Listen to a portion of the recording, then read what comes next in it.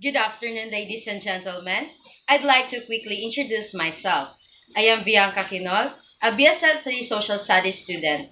Today, I'll be discussing the structural functionalism and interactionist theories. Let's start. What is structural functionalism? Before that, let us define first the meaning of structural. So, structural. It is relating to the way something is built or organized. So, structural is construct or arrange accordingly. So next is functionalism. Functionalism is a theory that stresses the interdependence of the patterns and institutions of a society and their interaction in maintaining cultural and social unity. So functionalism, on the other hand, it is the theory that all aspects of a society serve a function and are necessary for the survival in the society. So what is structural functionalism?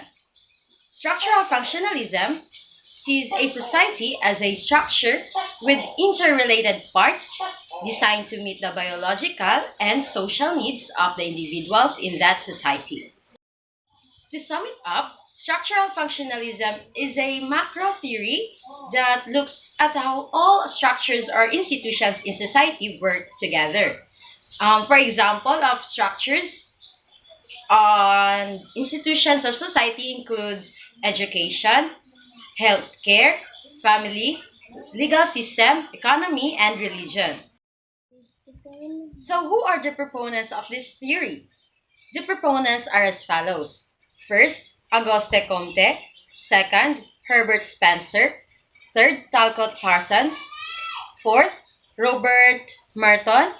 Fifth, Gabriel Ammon and Bingham Powell. And lastly is Kingley Davis and Wilbert E. Moore.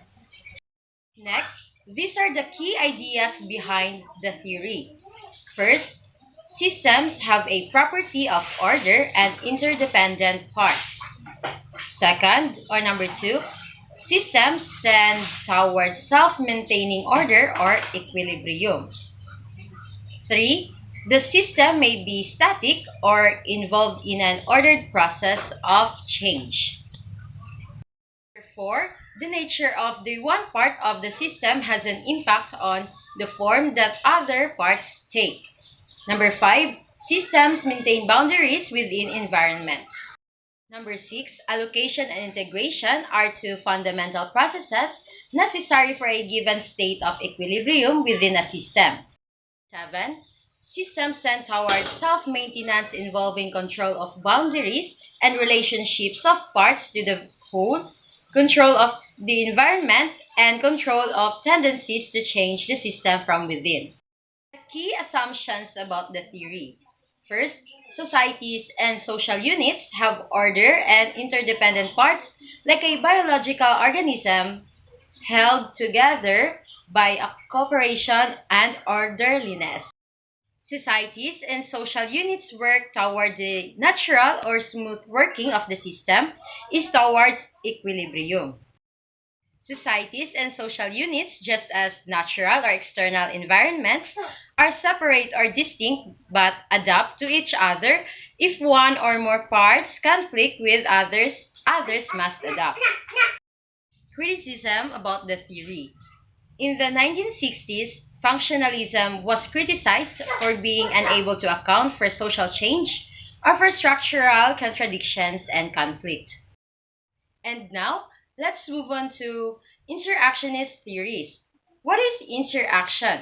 So, interaction is a face-to-face process consisting of actions, reactions, and mutual adaptation between two or more individuals. The interaction includes all language, including body language and mannerism. So basically, interaction is an action which is influenced by other actions. It is like reciprocate or reciprocal action or effects towards other. So next, interactionism. It is a theoretical perspective that derives social processes such as conflict, cooperation, identity formation from human interaction. Interactionism is a theoretical perspective in sociology that focuses on the everyday interactions between individuals as the basis for the development of society. Interactionism also focuses on humans as social actors rather than just focusing on the role of society.